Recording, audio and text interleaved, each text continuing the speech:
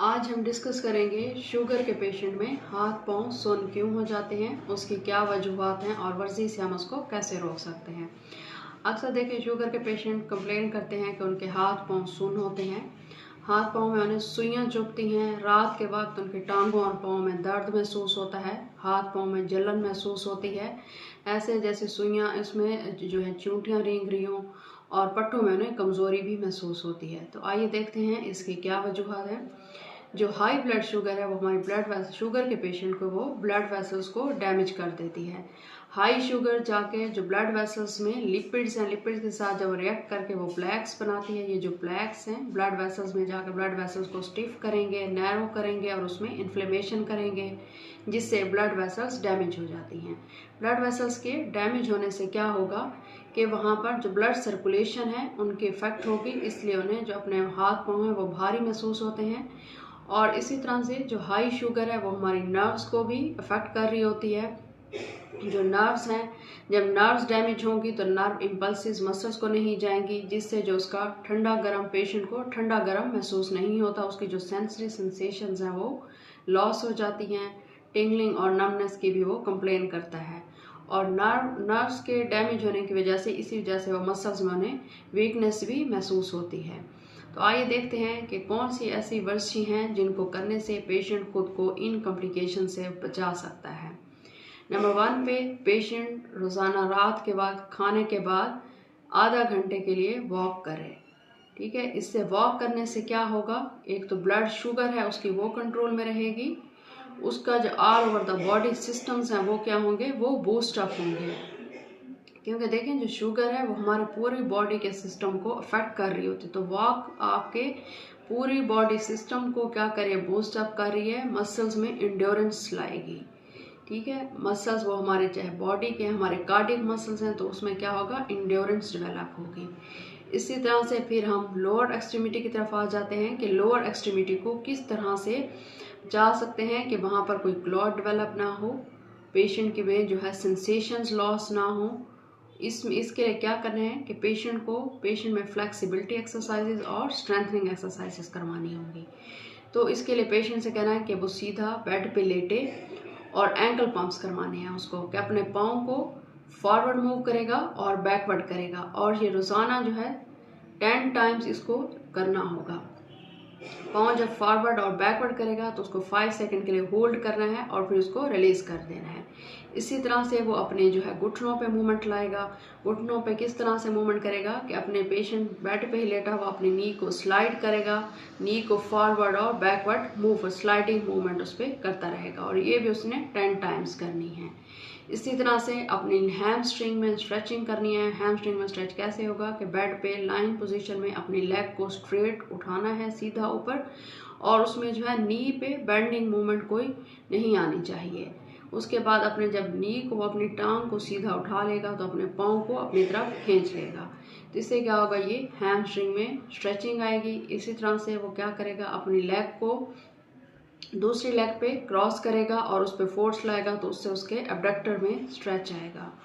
फिर क्या करना है, अपनी जो नीज के थ्रू फिगर 4 की शेप बनानी है। एक नी को एक फुट को अपने दूसरे फुट पे प्लेस करेगा, फिगर 4 बनेगा, और उससे क्या अपनी बॉडी की तरफ मूव करेगा। इससे क्या होगा, जो हमारे ग्लूटियाई के मसल्स हैं, पेरिफॉर्मस मसल है, उसमें स्ट्रेच आएगा। फिर उसके बाद क्या करना है कि पेशेंट को लाइन पोजीशन में ही उसको फिर सिटिंग में लाना है, और जिस तरह से आलती पालती पोस्चर है कि अपने दोनों फीट को मिलाना है। इससे जो हमारे एडक्टर मसल हैं उसमें क्या होगा, स्ट्रेच आएगा। और लेग को क्रॉसिंग मूवमेंट करवानी है, उससे हमारे जो एबडक्टर मसल्स हैं एबडक्टर में स्ट्रेच आएगा। इसी तरह से पेशेंट को फिर आपने खड़ा कर देना है, उससे कहना है कि वॉल के अगेंस्ट वो खड़ा हो और अपनी एक लेग को फॉरवर्ड बेंड कर ले, और दूसरी लेग जिसमें उसने स्ट्रेच लाना है उसको वो क्या करे, बैकवर्ड स्ट्रेट ले जाए। जब वो उसको पीछे की तरफ बैकवर्ड सीधा लेके जाएगा, उस टांग पर उसके क्या काफ मसल्स पे स्ट्रेच आएगा। तो ये उसकी फ्लेक्सिबिलिटी एक्सरसाइजेज हैं कि इससे वो अपने मसल्स में फ्लेक्सिबिलिटी इंक्रीज करेगा। उसके बाद जो है हमने मसल्स में स्ट्रेंथ कैसे इंक्रीज करनी है। स्ट्रेंथ को इंक्रीज करने के लिए क्या है कि वो कोई रोल या टॉवल ले लेगा, कॉटन रोल ले ले या कोई टॉवल ले ले, उसको रोल करके अपनी नी के नीचे प्लेस करेगा। नी के नीचे प्लेस करने के बाद उस टॉवल को वो 10 सेकंड के लिए या 5 सेकंड के लिए प्रेस करेगा और फिर उसको वो रिलीज कर देगा।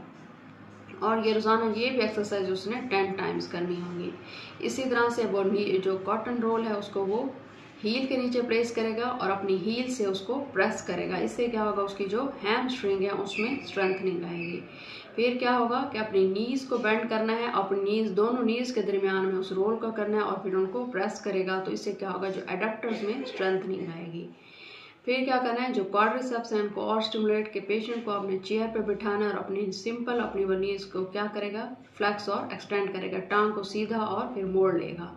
तो इससे जो ग्रेविटी के अगेंस्ट जो है क्वाड्रिसेप्स में स्ट्रेंथनिंग आएगी। ठीक है, उसके बाद हम आ जाना है अपर एक्सट्रीमिटी पे। अपर एक्सट्रीमिटी पे क्या करना है कि पहले तो वो अपने हैंड पंप्स करेगा। हैंड पंपिंग से क्या होगा कि जो पूरी ब्लड सर्कुलेशन है अपर लिम्ब की वो इम्प्रूव होगी। इससे जो है बॉडी में कोई ब्लड क्लॉट्स नहीं बनेंगे। उसके बाद क्या करना है कि उसको डंबल्स के थ्रू मूवमेंट करनी है। ठीक है, डंबल से अपने मसल्स में स्ट्रेंथनिंग लानी है। तो डंबल्स अपने हाथ में पकड़ के अपने रिस्ट को पहले क्या करना है, अपवर्ड मूव करना है। इसी तरह से फिर आपने उन डंबल से अपने हैंड्स को अपनी रिस्ट पे क्या करना है, आपने डाउनवर्ड मूवमेंट करनी होगी। फिर आपने क्या करना है कि एल्बो पे मूवमेंट लानी है। अब एल्बो पे किस तरह से मूवमेंट लाएंगे कि डंबल्स को हाथ में लेना है और जो आपका बाजू है उसको अपनी बॉडी की तरफ लेके जाना है और फिर उसको डाउनवर्ड मूव करना है। तो ये जो मूवमेंट है इससे क्या होगा, ये बाइसेप्स मसल की स्ट्रेंथनिंग हो रही है। फिर उसके बाद क्या करना है कि खड़े होकर पेशेंट डंबल्स को हाथ में लेके अब अपनी जो एल्बो है उसको वो स्ट्रेट रखेगा और उसको बॉडी की बैकवर्ड लेके जाएगा। इससे क्या होगा, जो हमारे ट्राइसेप मसल्स हैं उसमें स्ट्रेंथनिंग आएगी। ठीक है, उसके बाद उसने क्या करना है कि शोल्डर की मूवमेंट पे आ जाना है। शोल्डर की मूवमेंट के लिए पहले वो शोल्डर को फॉरवर्ड मूव करेगा, डंबल्स को पकड़ते हुए अपने बाजू को सीधा ऊपर लेके जाएगा, फिर उसको बैकवर्ड लेके जाएगा। तो ये सारी एक्सरसाइज उसने क्या करनी है, 10 टाइम्स ही करनी होगी। फिर वो क्या करेगा, डंबल्स को हाथ में लेके अपने शोल्डर की क्या करेगा, अपने शोल्डर पे मूवमेंट लाएगा, बॉडी से अवे मूव करेगा। ठीक है, अपने बाजू को बॉडी से बाहर की तरफ लेके जाएगा, फिर टूवर्ड्स द बॉडी मूव करेगा। फिर इसी तरह से जो है वो अपने जो बॉडी को ओवरहेड, ठीक है, ओवरहेड डंबल्स को पकड़ते हुए ओवरहेड उसने कर्ल अप करने हैं। डंबल्स को पकड़ते हुए ओवरहेड कर्ल अप करने के बाद फिर पेशेंट क्या करेगा, वो इस तरह से नीचे बेड पे या कहीं फ्लोर पे इस तरह से वो मैट पे लेट जाएगा, डंबल्स को हाथ में लेके इसमें अपने आर्म को अपवर्ड और डाउनवर्ड मूव करेगा। इससे क्या होगा, जो हमारे पेक्टोरल मसल्स हैं वो एक्टिवेट होंगे, उनमें स्ट्रेंथनिंग आएगी। इसी तरह से फिर जो एक एक्सरसाइजेज हमारी बैक के लिए, क्योंकि जो शुगर है वो हमारे अपर एक्सट्रीमिटी और लोअर एक्सट्रीमिटी के अलावा हमारे स्पाइन को भी इफेक्ट कर रही होती है। तो इसलिए ये ब्रिजिंग एक्सरसाइजेज कि अपने दोनों हैंड जो है वो साइड पे रखेगा और अपनी जो वो हिप्स हैं उनको वो ऊपर उठाएगा। ठीक है, तो इसको हम क्या कहते हैं, ब्रिजिंग एक्सरसाइजेज कहते हैं। तो ब्रिजिंग एक्सरसाइजेज से क्या होगा, जो स्पाइन के मसल्स हैं उनमें स्ट्रेंथनिंग आएगी।